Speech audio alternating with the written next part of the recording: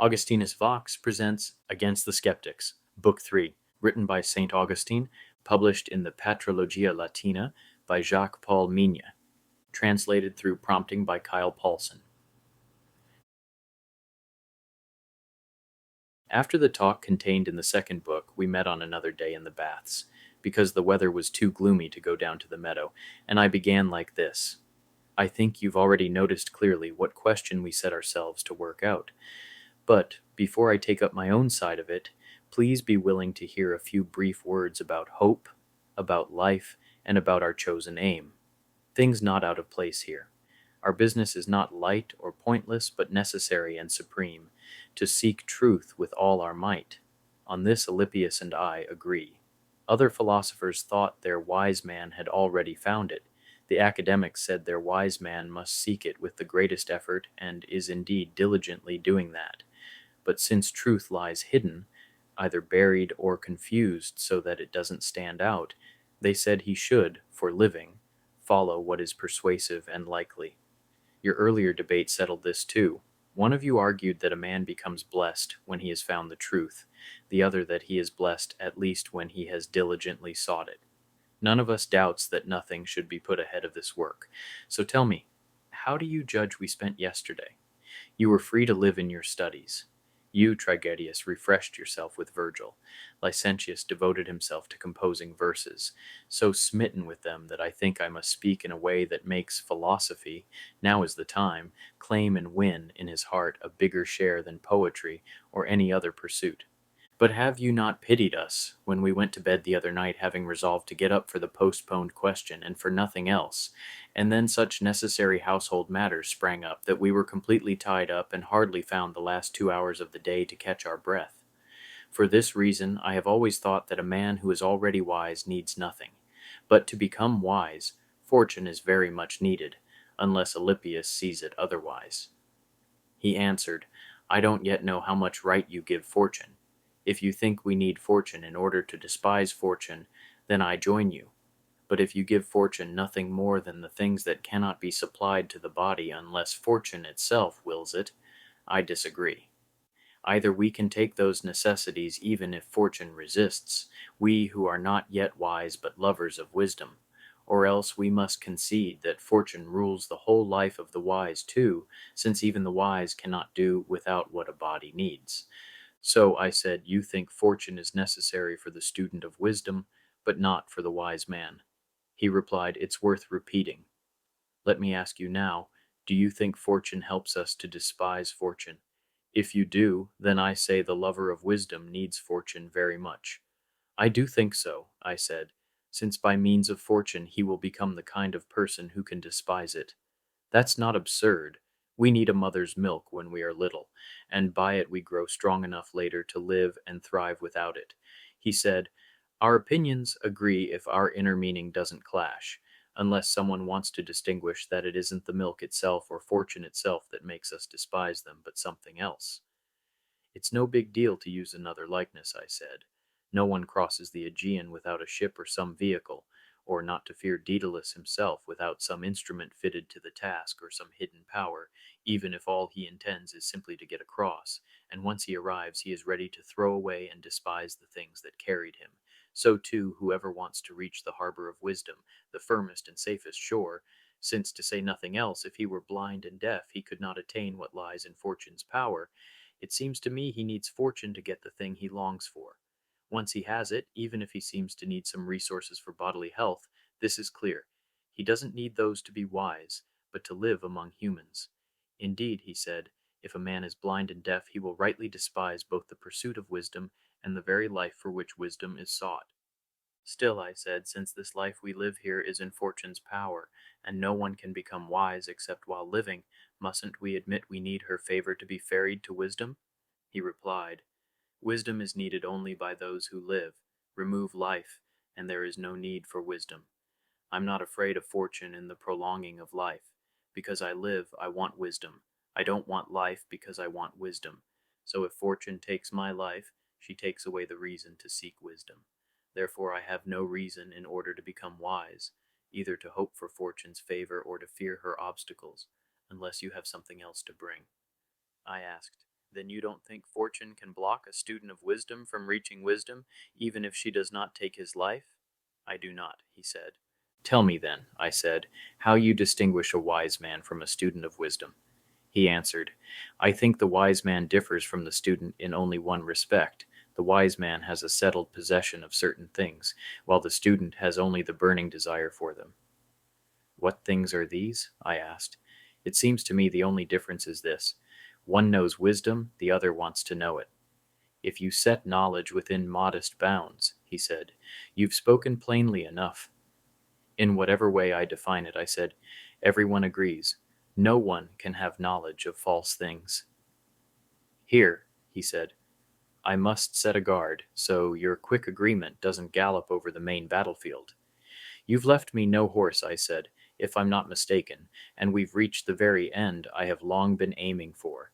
If, as you neatly and truly said, the only difference between the lover of wisdom and the wise is that the latter has, the former loves the discipline of wisdom, and you've even called that habit, and no one can have a habit of anything in the mind without learning something, and no one has learned if he knows nothing, and no one knows what is false, then the wise man knows truth, since he has the discipline of wisdom as a settled possession in his mind.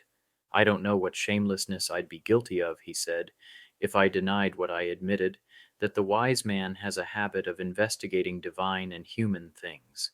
But I don't yet see why that habit couldn't be a habit of probable discoveries. Do you grant me, I asked, that no one knows falsehood? Easily, he said. Then say, if you can, that a wise man does not know wisdom.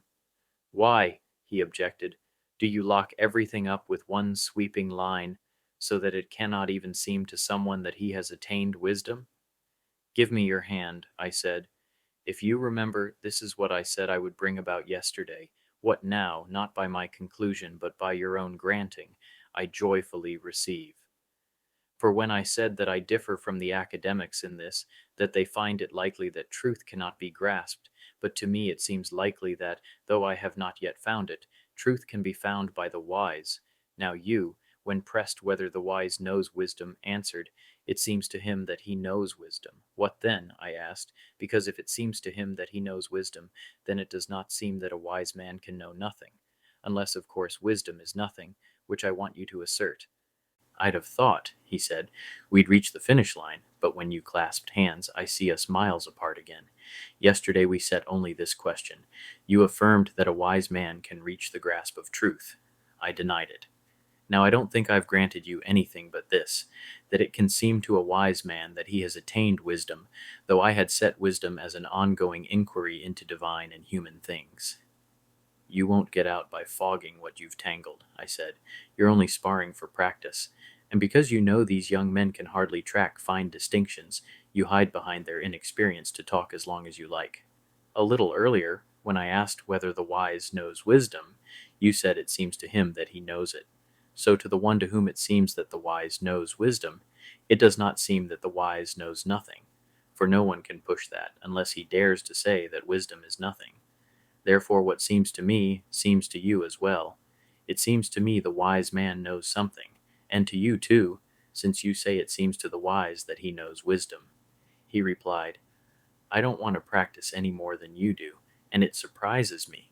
You don't need any exercise here.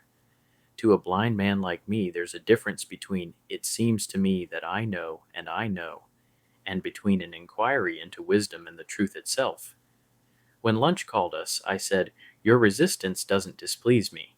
Either neither of us knows what we are saying, and then we must work to avoid that shame, or else one of us doesn't know, which is no less shameful to leave as is. We'll return this afternoon. I thought we were at the goal, and you threw punches. They smiled and we broke up. When we came back, we found Licentius, whom Helicon never seems to quench, gaping over his verses. Halfway through the meal, which for us began and ended at once, he'd slipped off and hadn't drunk a drop. I said, I wish you to embrace the poetry you crave, not because I'm delighted by that perfection, but because you burn so hot that only disgust after mastery will free you, as it often does. Since your voice is good, I'd rather you sing us your verses than Like a caged bird, chant Greek tragedies whose words you don't understand. Still, drink what you like, and then come back to our little school. If Hortensius and philosophy deserve anything of you after the sweet first fruits you offered them in that earlier talk, which stirred you toward the knowledge of great and truly fruitful things more than poetry does. But while trying to call you back through these mental disciplines, I fear I may make a labyrinth for you. I half regret reining you in from that earlier surge. He blushed and went to drink. He was very thirsty, and could also escape more of my admonitions. When he returned and all were intent, I began, So, Alypius, is it true that we still disagree on what seems to me clear? No wonder, he said, if what you say is clear is obscure to me. Many things that are obvious can be more obvious to some, and things obscure can be more obscure to others. If that too is clear to you, then it's also clear that there is someone to whom your clear thing is even clearer, and someone to whom my obscure thing is even more obscure. But so you don't think me stubborn, I beg you, make your clear thing clearer. Please attend carefully and set aside answering for a moment. If I know you and myself, it will soon be plain, and one of us will quickly persuade the other. Did you say, or did I go deaf, that it seems to the wise man that he knows wisdom? He nodded. Let us set that wise man aside for a moment. I said, Are you yourself wise? Nothing less. Still I ask what you think of the academic wise man. Does he seem to you to know wisdom? Do you mean, does it seem to him that he knows, or does he in fact know? Do you think those are the same? This is that Tuscan quibbling, I said, the trick where, when a question is pointed, you try to heal it, not by answering, but by posing a different one. Our poet judged this rustic enough for shepherds when one asks how broad the sky is, and the other replies, Tell me in what land the flowers grow with the king's names written on them. So please, Alypius, don't think the villa gives us license for that. Even these little baths should remind us of the gymnasium. Answer, please, what I ask. Does the academic wise man seem to you to know wisdom? So we don't trade words forever. It seems to me that it seems to him that he knows. Then does it seem to you that he does not know? I am not asking what the wise man seems to himself, but what seems to you. Does the wise know wisdom or not? You can surely say yes or no. Would that it were as easy for me as for you, or as hard for you as for me. You wouldn't press me, nor would you have any hopes here. When you asked what I think of the academic wise man, I said, It seems to me he seems to himself to know wisdom, so I wouldn't rashly say either that I know or that he knows. As a great favor, I said, grant first to answer what I ask, not what you ask yourself. Next, set aside for a moment your concern for my hopes. You care for them as you do your own, I know. If I trick you by the question, I'll pass to your side and end the dispute. Finally, lay aside the anxiety I sense in you and watch more closely to see what answer I want. You said you won't say yes or no, lest you rashly claim to know what you don't. But I never asked what you know, only what seems to you. So now, made plainer, does it seem to you that the wise man knows wisdom or not? If the wise, as reason describes, can be found, he said, then it can seem to me that he knows wisdom.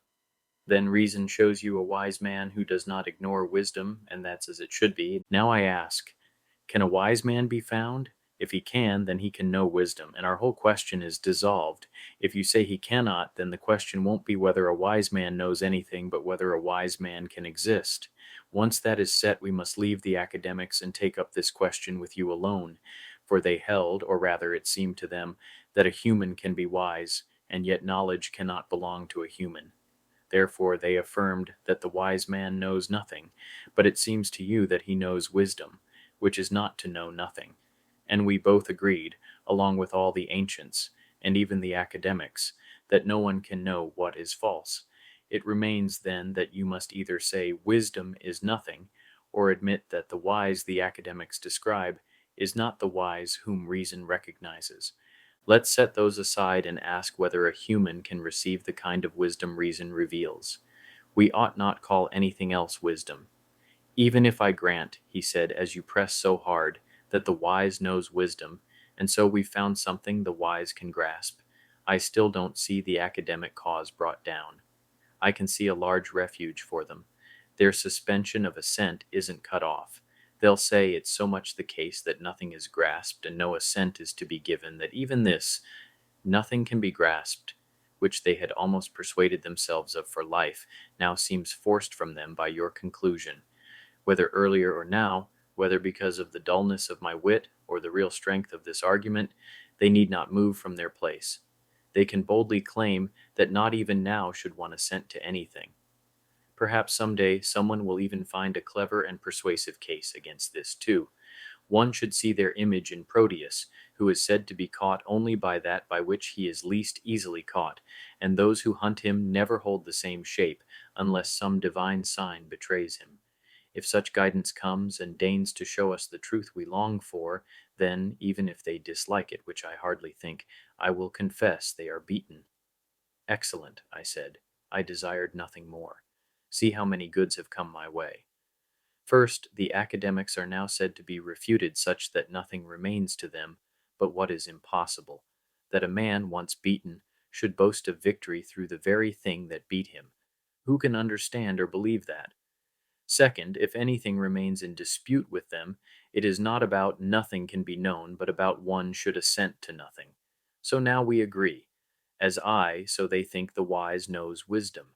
Yet they warn that he must hold back his assent. They say only, it seems so, it cannot be known. As if I claimed to know. I too say it seems so, for I am a fool, as they are if they don't know wisdom. But I think we ought to approve something, namely truth. So I ask them, do they deny this? Do they like the claim that one should not assent to truth? They will never say that. They'll insist it cannot be found. Here I'm partially their ally. Both sides necessarily agree that one must assent to truth. But who will show it, they ask. I won't bother to fight them there. It is enough for me that it is no longer likely that the wise knows nothing, so they need not say the monstrous thing that wisdom is nothing, or that the wise does not know wisdom. As to who can show the truth, you, Alypius, said it, only a divine power can show a human what truth is. Briefly said, and piously, nothing in our talk pleased me more, nothing weighed more with me, nothing seemed more persuasive, and if that power is present, as I trust, nothing more true. And that Proteus, you recalled, shows, with what elevation of mind, how intensely you look to the best kind of philosophy. Proteus acts the part of truth in poetry. No one can hold truth's person if deceived by false images. He loosens or lets go the knots of grasping. For those images, bred by the custom of bodily things through the senses we use for this life, try to trick us even when truth is in our hands. So a third and priceless good has happened. My closest friend is with me not only in the probabilities of human life, but even in religion itself. That is the clearest sign of true friendship, for friendship is most rightly and holily defined as agreement with goodwill and love in human and divine things.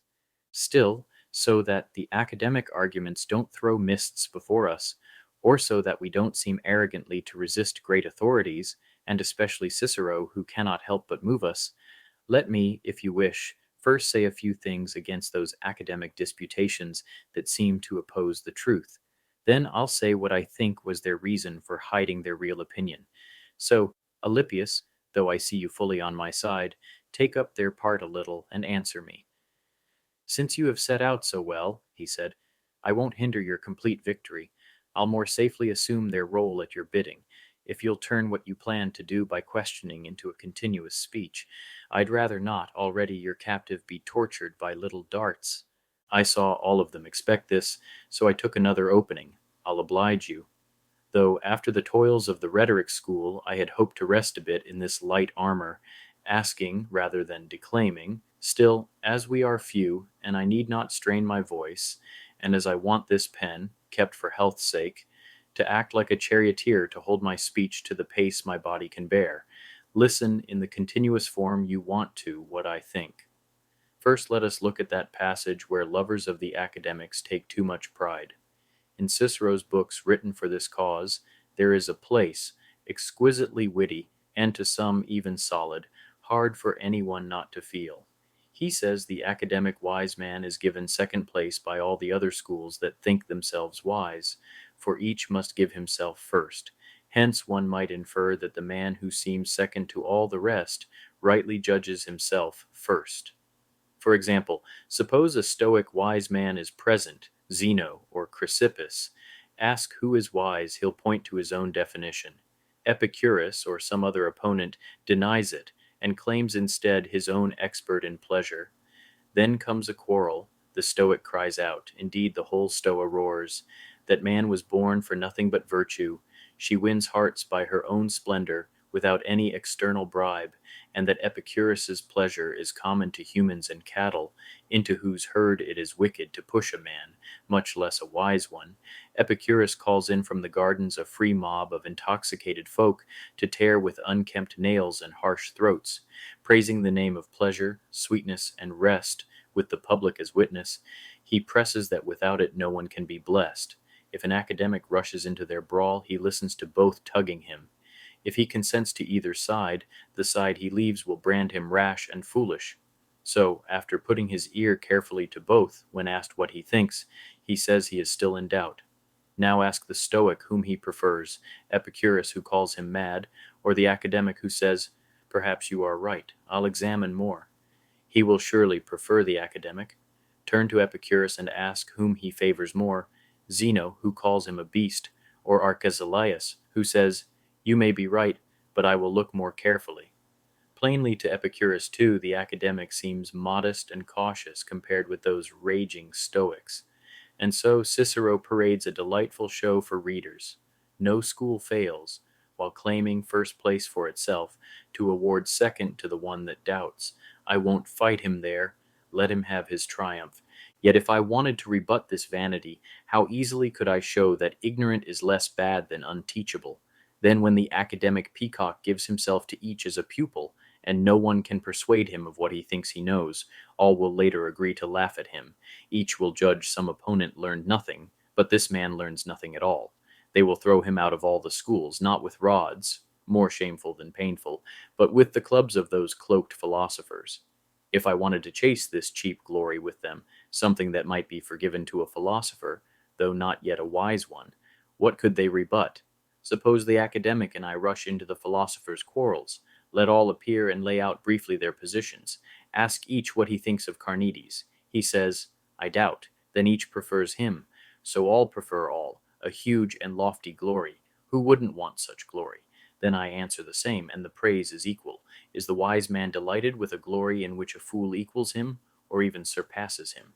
At this point I'll hold the academic at the bar. I'll reveal to the judges what they don't see and say, "I share this with him, that he doubts which of you follows truth. But we each have our own claim. Judge between them. I do not know which of you is wise, but I do know someone among you is wise." He, however, says that even the wise knows nothing, not even wisdom itself. Who can fail to see whose palm that is? If my opponent says this, I win glory. If, blushing, he confesses that the wise knows wisdom, I win the case. Let's leave this noisy court and withdraw somewhere quiet. Would that we could to Plato's own school, named for being away from the crowd. There let's deal not in glory, light and childish, but in life itself, and in some hope of a blessed mind, as far as we can. The academics deny anything can be known. Why did this please you, most studious and learned men? Zeno's definition moved us, they say. Why? If it is true, whoever knows the definition knows something true. If it is false, it should not have moved the steadfast. But let's see. Zeno says, a perception can be grasped only if it appears in such a way that what is false cannot appear in the same way. Did this move you, O Platonist, to pull back with all your strength those eager to learn, to make the whole work of philosophy, with a sigh of the mind, be abandoned? But how would he not be moved if, 1, nothing of that kind can be found, and 2, unless it is of that kind, nothing can be grasped? If that is so, he ought to have said rather, a human cannot be wise, than the wise does not know why he lives, or how he lives, or whether he lives, and worst of all, both that he is wise and that he does not know wisdom. Which is harder, that a man cannot be wise, or that a wise man does not know wisdom? There's no need to argue if common sense already judges. Perhaps they feared that saying the former would turn men completely away from philosophy, so they spoke sweetly of wisdom to draw men by the holiest and sweetest name, so that when, after wasting their years, they have learned nothing, they may heap curses on the man who drew them away even from bodily pleasures to the torments of the mind. But which warning will deter more from philosophy? The man who says, "Listen, friend, philosophy means not wisdom itself, but the love of wisdom. If you devote yourself to it, you will not be wise in this life. Wisdom is with God and cannot come to a man while he is man. But when, by this love, you have cleansed and trained yourself enough, your soul, after this life, when you cease to be mortal, will easily enjoy it." Or the one who says, "Come to philosophy, the gain is great. What is dearer than wisdom? Come be wise and not know wisdom." I won't say it that way, he protests, but say it anyway. You offer nothing else. If you say it that way, men flee as from a madman. If you lead them by other words to that same end, you make them mad. Suppose both warnings equally deter. If something pernicious had to be said for Zeno's definition, should one say what hurts oneself or what makes the other laugh? Still, let us examine Zeno's definition as far as fools like us can. He says, "That perception can be grasped which appears so that what is false cannot appear in the same way. It is clear that nothing else will ever be known." "I see this," says Arcesilaus, "and with this very thing I prove that nothing can be grasped. Such a thing cannot be found. Perhaps not by you or other fools, but why not by a wise man? And even for the fool, I think nothing can be said if he bids you, with your famed cleverness, refute Zeno's definition and show that it too could be false. If you cannot, then you have at least grasped this definition. If you can refute it, you lack a reason to block knowing. I don't see how it can be refuted. I judge it most true. Thus, though I am a fool, I know something, since I know this definition. But suppose it yields to your craft. I will hold a safest dilemma. Either it is true or false. If true, I'm right. If false, then something can be grasped even if its signs could be common to something false." "How so?" he asks. Then Zeno defined very truly, and whoever agreed with him did not err. Shall we count small a definition of such integrity that, while marking what can be known, it shows itself to be of that kind? So both as to things and as to the definition there is grasping. Whether it is true I don't know, you say, but as it is persuasive, I use it to show nothing can be found like it. You may show that, except for the definition itself, and you see what follows. But even if we are uncertain about it, we are not bereft of knowledge. We know it is either true or false, so we do not know nothing. Yet I will not be ungrateful. I judge the definition true. Either false things can be grasped, which academics most fear and is absurd, or those things cannot be grasped which are like false. Therefore the definition stands, but let us move on. Two slogans are famous among the academics: "Nothing can be grasped," and "One should assent to nothing." I'll speak of assent soon, now briefly of grasping. Do you say that nothing at all can be grasped? Here Carneades awoke, for none of them slept less deeply than he, and looked at the obviousness of daily things. "Carneades," he might say to himself, "are you going to say you don't know whether you are a man or an ant? Shall Chrysippus triumph over you? Let us say we do not know the things philosophers debate, and that the rest do not matter to us. So if we stumble in the broad daylight of daily life, we can appeal to the darkness of the ignorant, where only divine eyes see, who, even if they see me staggering and falling, cannot reveal me to the blind, especially the proud who are ashamed to be taught. But beware that earlier definition, planted at the very porch of philosophy. If you swing to cut it down, the axe rebounds on your shins. Shake it, and not only can something be known, but even something very like the false could be known, unless you dare overthrow it outright. That's your lurking hole from which you leap on the unwary. May some Hercules choke you in your cave like Cacus and crush you with his stones, proving there is something in philosophy that your similar to false cannot make uncertain. Truly I was hurrying on, but whoever presses this slanders you, Carneades, thinking a dead man can be beaten anywhere by anyone. But you are dead, and Alypius is not fighting at your tomb by right. God will help me against your shade. You say nothing in philosophy can be grasped, and you seize on the quarrels of philosophers as your arms. How will we judge between Democritus and older physicists about one world or many, if even his heir Epicurus couldn't agree with him? That libertine, fond of atoms as his handmaids, the little bodies he embraces in the dark, let them wander off their paths at will, and wasted the estate in lawsuits. But what is that to me? If one must know such things to be wise, a wise man cannot be ignorant of them. If wisdom is something else, then the wise knows wisdom and despises these. And I, far from the neighborhood of the wise, still know something in physics. I know for certain the world is either one or not one, and if not one, either finitely many or infinitely many. Let Carneades show that statement looks like false. I also know our world is ordered either by the nature of bodies or by providence, and that it either always was and will be, or began and will not cease, or did not begin but will end, or both began and will not last forever. Innumerable such disjunctions I know. They are true disjunctions. No likeness to false can confuse them. But choose one, the academic demands. I refuse. That's to say, leave what you know, say what you don't. Then your view is suspended, he says. Better it hangs than falls. It's clear, and can be called either true or false. This much I know. You, who say these don't belong to philosophy, and also say nothing can be known, show that I don't know these. Show that these disjunctions are false, or share with false in a way that they cannot be told apart. How do you know there is a world if senses deceive? Never have you shown that senses tell us nothing. You don't dare that. You labor to persuade only this: things can be other than they appear. So I call world this whole thing that contains and nourishes us, what my eyes see and I feel as having earth and sky, or earth-like and sky-like. If you say nothing appears to me, I will never err. One errs when he rashly approves what appears. You say only that false can appear, not that nothing appears. If, however, you deny that what appears to me is a world, you argue about a word, since I have said that by world I mean this. What if you are sleeping? Then what appears to me, whatever it is, I call world. But if you choose to call world only what appears to the awake or sane, then argue this, that those who sleep or rave are not sleeping or raving in the world. Therefore I say this whole structure in which we are, sleeping, raving, waking, sound, is either one or not one.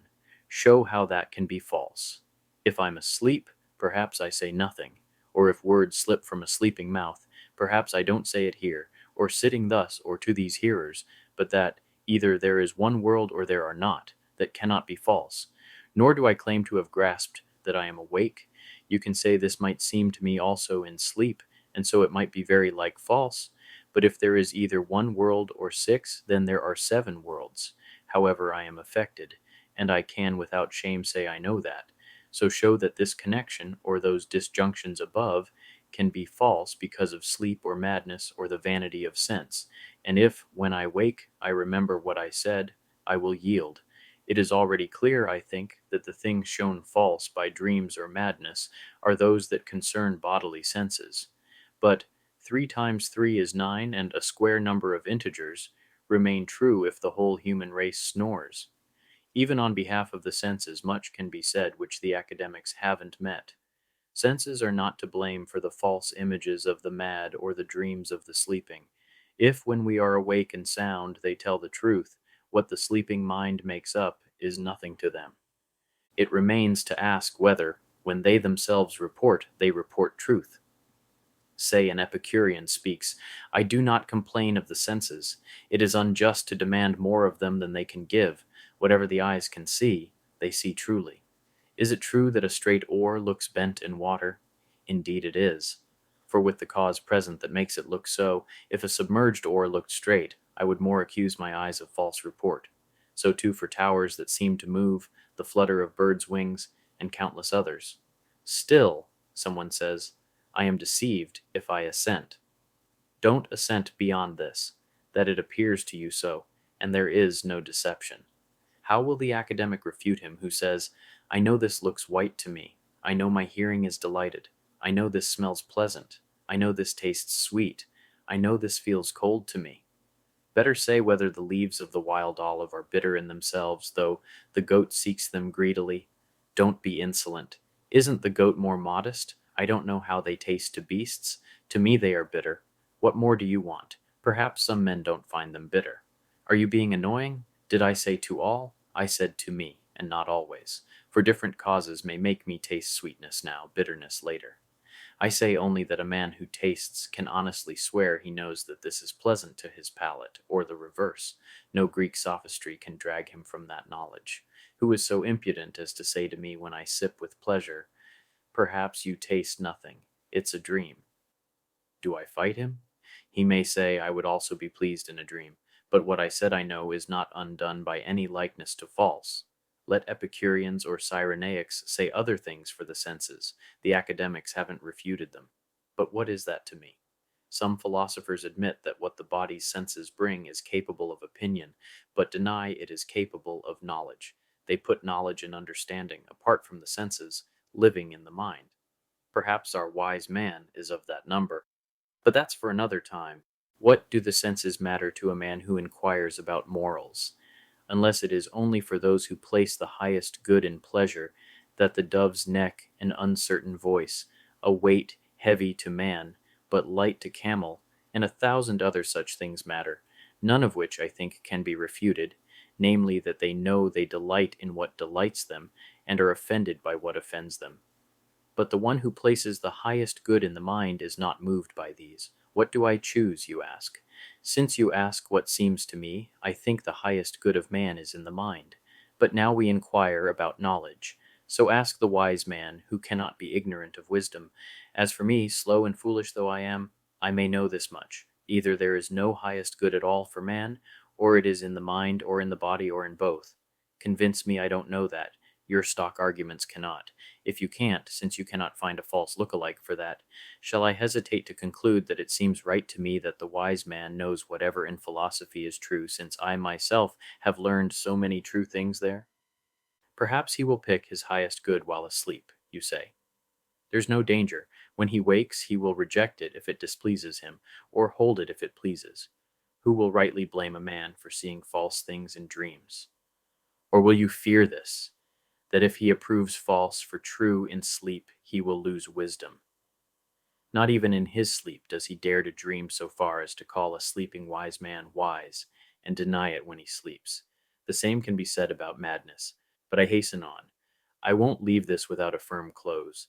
Either wisdom is lost by madness, in which case he is no longer wise, and your claim that the wise man does not know truth falls apart, or his knowledge remains in the understanding, even if another part of his soul imagines, as in dreams, what it received through the senses. It remains to speak of dialectic. Certainly the wise man knows it, and no one can know what is false, and if he doesn't know it, then its knowledge doesn't belong to wisdom, and whether it is true or can be grasped is beside the point. Perhaps someone will say, "You are used, silly man, to betray what you know. Did you learn nothing of dialectic?" Much more of that than of any other part of philosophy. It taught me first that all those propositions I have used above are true. Then, by it, I learned many other truths, more than we can count. For example, if there are 4 elements in the world, there are not 5. If the sun is one, there are not 2. One soul cannot both die and be immortal. A man cannot at once be blessed and miserable. It is not both daylight and night here. Either we are awake now or asleep. Either what I see is a body or it is not a body. These and many others too long to list, dialectic taught me to be true, whatever becomes of our senses, true in themselves. It taught me that if the first part of a conditional is granted, the consequent necessarily follows, and that the disjunctions I earlier made have this nature. When you remove the others, whether one or many, something remains which that removal establishes. It taught me, too, that when the thing about which words are spoken is clear, we must not quarrel about the words, and that whoever does so, if through ignorance, should be taught, if through malice, avoided, if he cannot be taught, warned to do something better than waste time, if he won't heed, ignored. About fallacies and tricks the short rule is, if they were granted by bad concessions, go back to what was granted. If both truth and falsehood tangle in one conclusion, take what you understand and leave what cannot be explained.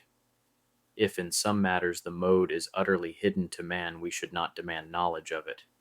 These I owe to dialectic and many more. I will not be ungrateful. But whether the wise man neglects these, or if dialectic is itself the science of truth, he knows it so well that he starves to death by contempt, not pity, that lying paradox: if it's true, it is false; if false, it is true. I think this suffices about grasping, because when I speak of assent, the whole cause will return there. So let us turn to the point where Alypius still hesitates. First, let us see what moves you most cleverly and carefully. You said that since the academic position, that the wise knows nothing, has been built by many and sharp arguments, it shakes what I found, namely, that it is far more likely the wise man knows wisdom. Therefore, you say, assent should be even more restrained, since anything urged by strongest arguments can be resisted from the other side by as strong or stronger. Thus, when the academic is beaten, he wins. Oh, may he be beaten indeed! He will never make me accept by any Greek craft that I, beaten, should go off both beaten and victor. Only let nothing else be found to say against these things, and I openly confess myself beaten. We are not competing for glory, but seeking truth. It is enough for me to get past that great barrier at the entrance to philosophy that, darkening with its retreats, threatens that all of philosophy is gloom, and that no light will be found in it.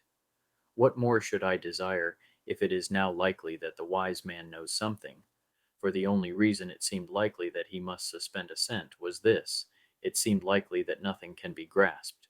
Remove that, for the wise at least grasps wisdom, as is now granted, and no cause remains why he should not assent to wisdom itself.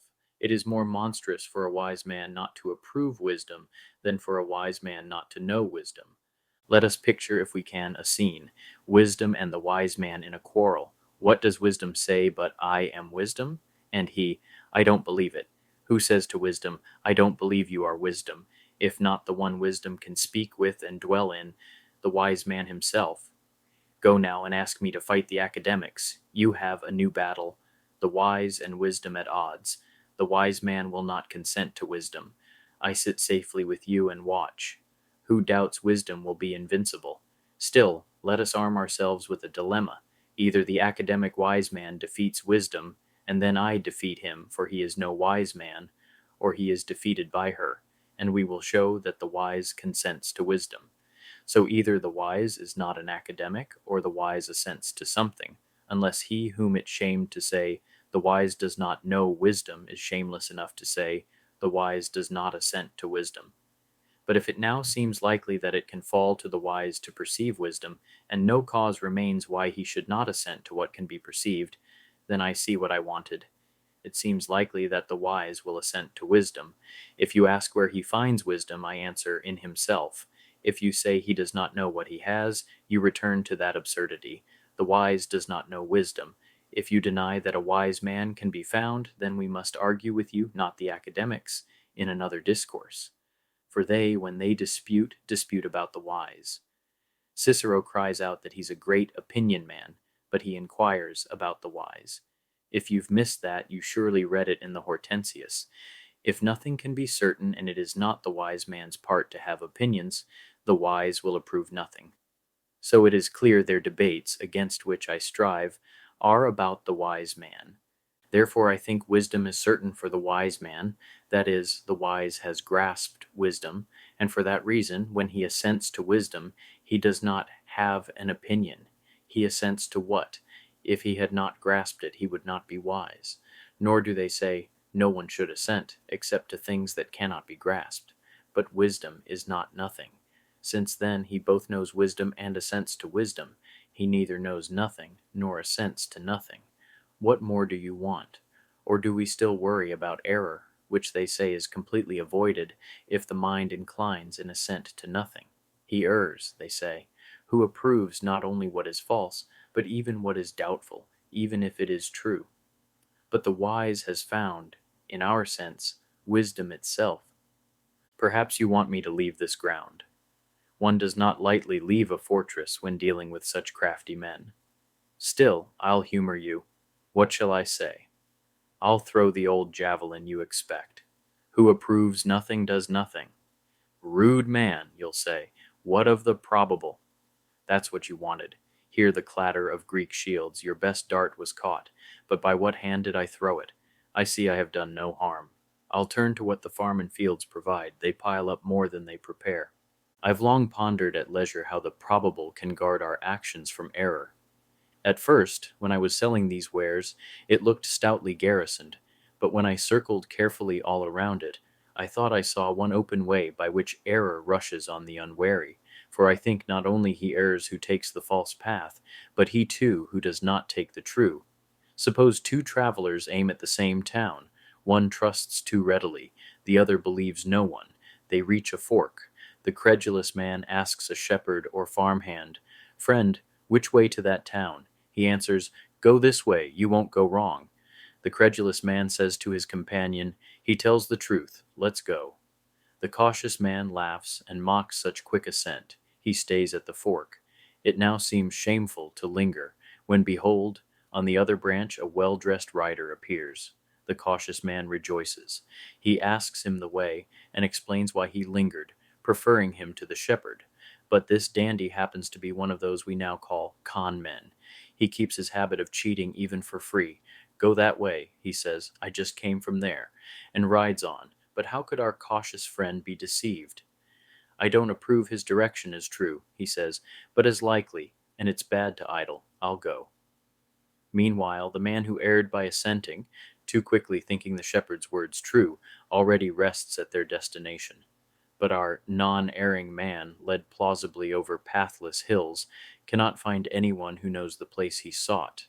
Truly, when I thought of this, I couldn't keep from laughing. By academic words, somehow it comes about that the man who by chance kept the true road errs, while the one plausibly led through trackless places, and failing to reach the goal, does not err.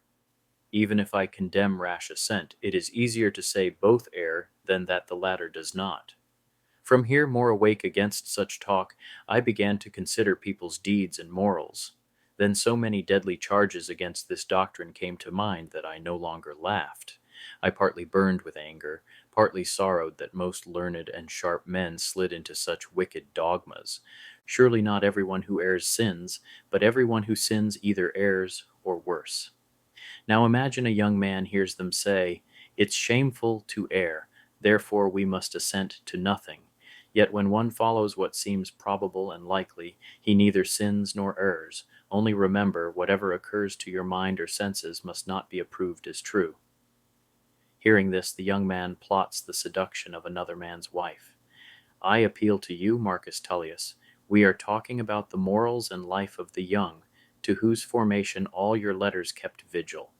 What else will you say but that it does not seem probable to you that the young man should do that, but it does seem probable to him?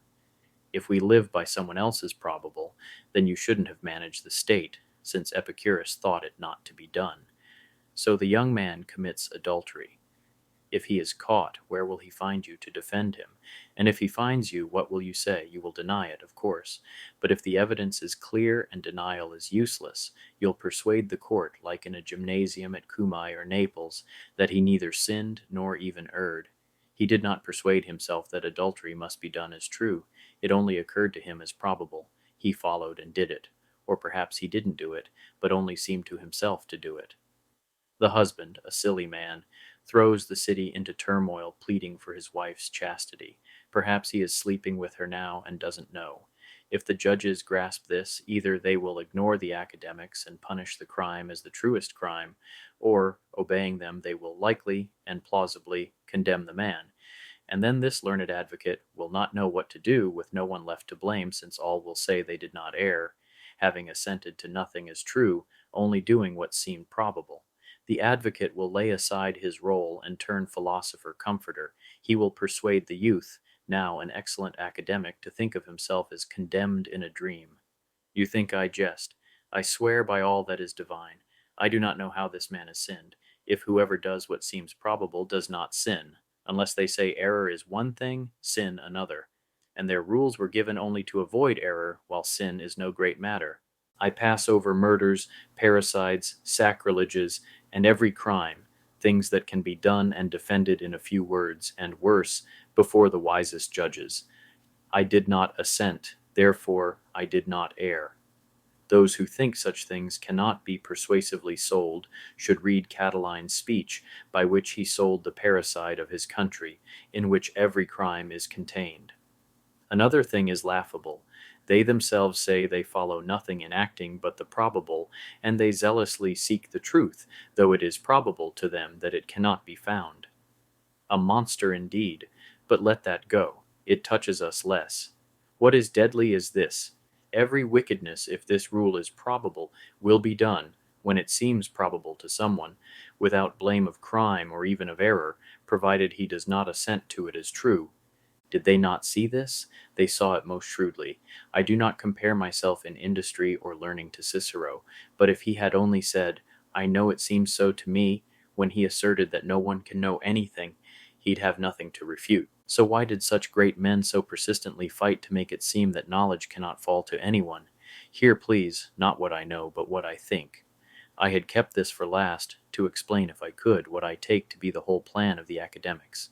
Plato, wisest and most learned of his times, who spoke so that whatever he said became great, and spoke so that however he said it nothing became small, is said, after the death of Socrates, whom he singularly loved, to have learned many things from the Pythagoreans. Pythagoras, not content with Greek philosophy, which was then almost none or certainly very hidden, after being moved by the teaching of a Syrian named Pherecydes to believe the soul is immortal, traveled far and heard many wise men. So Plato added to the charm and subtlety of Socratic ethics a mastery of natural and divine things learned from those I mentioned, and he joined to them as their molder and judge dialectic, without which wisdom cannot be, so that he composed, they say, a perfect discipline of philosophy. There is no time now to expound it. It is enough for my point that Plato thought there are two worlds, one intelligible, where truth itself dwells, and this sensible world we see and touch. Thus that is the true world, this, made as an image of that, is like true. And therefore, in relation to that world, the soul that knows can be polished and cleared to the truth. But regarding this world, in the minds of the foolish, there can be not knowledge but opinion. Still, whatever is done in this world by the civic virtues, similitudes of the other true virtues unknown except to a few wise, should be called not true, but like true. These and similar things I think the successors tried to keep and guard as mysteries. Such things are not easily perceived except by those who, cleansing themselves from all vices, are reclaimed into a fellowship more than human, and whoever, knowing them, would teach them to just anyone sins gravely. When Zeno, chief of the Stoics, already holding and believing certain things, came to the school Plato left, then held by Polemo, he was, I suspect, regarded with suspicion, and not judged the kind to whom the sacred Platonic decrees should be entrusted before he had unlearned what he brought from others. Polemo dies. Arcesilaus, Zeno's classmate but trained under Polemo, succeeds him. Since Zeno delighted in his own view of the world, and especially of the soul, for the sake of which true philosophy keeps vigil, saying it is mortal, that there is nothing but this sensible world, and that nothing in it is done except by body, indeed he thought God himself was fire, Arcesilaus, most prudent and humane, when this evil spread, seems most wisely to have hidden the Academy's view completely, burying, as it were, gold to be found by posterity. Because the crowd rushes more easily into false opinions, and because long custom with bodies makes it easy and deadly to believe all things are bodily, he resolved to unteach those he saw badly taught, rather than to teach those he did not judge teachable. From this, all those things arose that are attributed to the new academy, since the ancients had no need of them. If only Zeno had once awakened and seen that nothing can be grasped except what he defined, and that nothing of that kind can be found in bodies, to which he gave everything, then long ago that kind of disputation which blazed from necessity would have died out.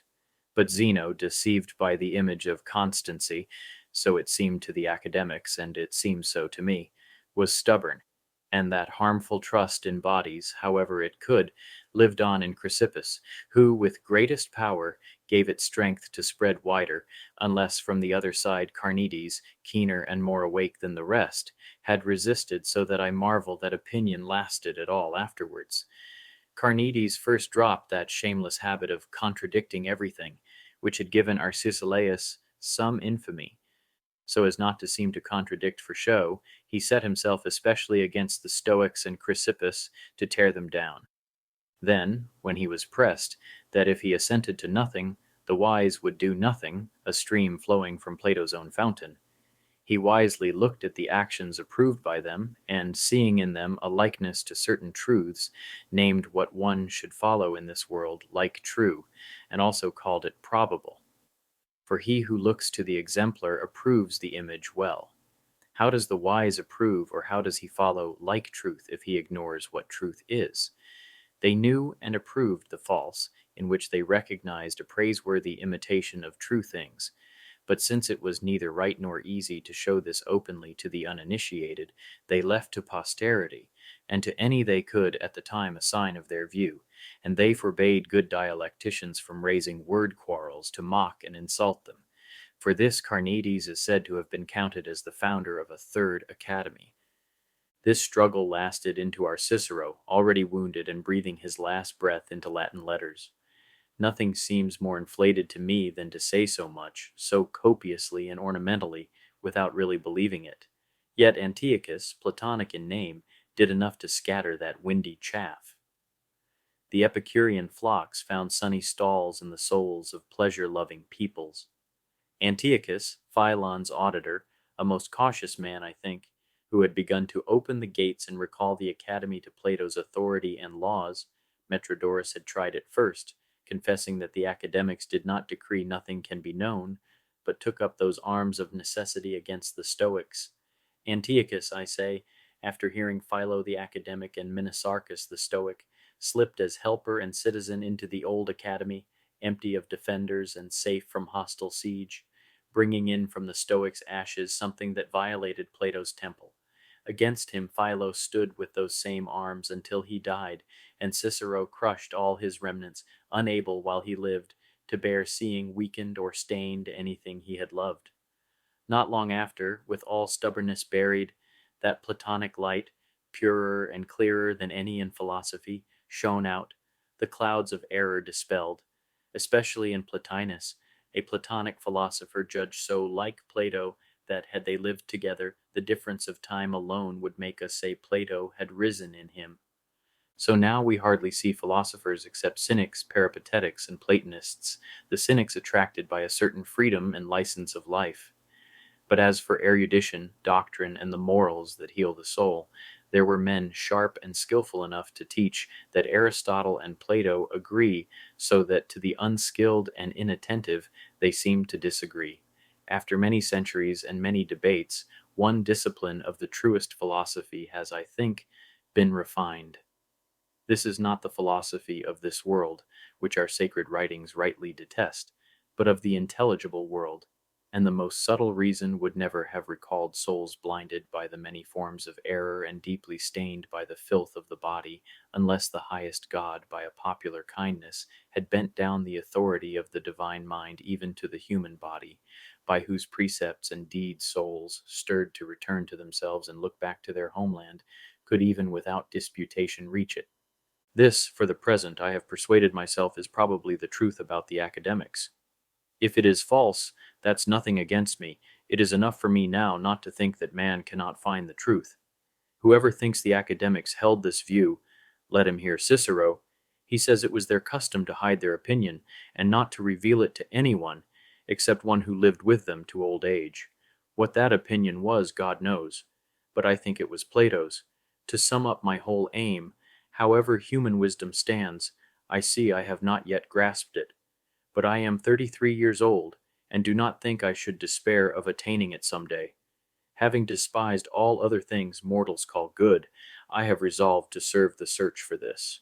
Because the academic arguments rather strongly discouraged me from this business, I think I have armed myself sufficiently against them in this discussion. No one doubts that we are driven to learn by a double weight, authority, and reason. I am resolved never to depart from Christ's authority, for I find none stronger. But for what must be pursued by most subtle reason, for I now burn to grasp what is true, not only by believing, but by understanding. I trust I will meanwhile find among the Platonists what does not contradict our sacred writings. When they saw I had ended, though it was already night, and by lamplight something had been written, the young men still waited intently to see whether Alypius would promise to reply another day. He said, "Nothing has ever turned out so much to my mind as that I go away today beaten, and I think this joy should not be mine alone. I will share it with you, my rivals and our judges. Perhaps the academics themselves would wish to be conquered by their own errors in this way. For what could be more delightful than this grace of speech, more weighty than these judgments, more ready than this goodwill, more skilful than this learning? I cannot admire enough how what was harsh was handled gracefully, what seemed desperate was handled bravely, what was refuted was handled moderately, what was obscure was made clear. So, my friends, turn the expectation that pushed me to respond into a surer hope to learn with me. We have a guide who will lead us into the very sanctuary of truth, now that God shows the way." I, seeing they seemed like boys cheated because Alypius would not respond, said smiling, "Are you jealous of my praise? Since I'm now sure of Alypius's steadiness and fear nothing from him, I'll win your thanks by arming you against the man who disappointed your expectation. Read the academics, and when there you find what could be easier, Cicero victor of these trifles, then force Alypius to defend our present discourse against those invincibles. This harsh fee I pay you, Alypius, for my false praise." They smiled, and we ended this great contest, if not in the firmest way, at least more modestly and sooner than I had hoped. Thank you for listening to this translation of Book 3 of Augustine's Against the Skeptics, presented by Augustinus Vox. To experience this work, reimagined as an introspective 1980s rock ballad cycle, exploring doubt, reason, and the search for truth, please be sure to check out the corresponding albums by Augustinus Vox and Sapientia Lux, also entitled Against the Skeptics. Augustinus Vox is a restless heart project that reimagines Augustine's writings and the voices of antiquity through the power of 1980s rock, bringing ancient wisdom to modern ears through music, translations, and creative exploration. To learn more, please visit augustinusvox.com.